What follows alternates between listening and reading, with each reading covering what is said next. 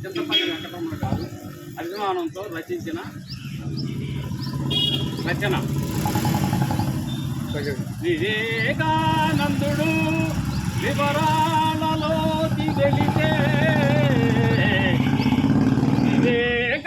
వివేకనరేంద్రుడు విద్యావంతుడు విజ్ఞానవంతుడు వినయ సంపన్నుడు విశాల హృదయుడు విదేశీ చికాగో నగరములో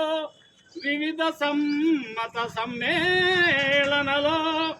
విశ్వధర్మములను గౌరవిస్తూ విశ్వరూపంగా భగవద్గీతను విశేషంగా స్వధర్మం యొక్క విశిష్టతలను విశదీకరించి విజయం సాధించిన విజేతగా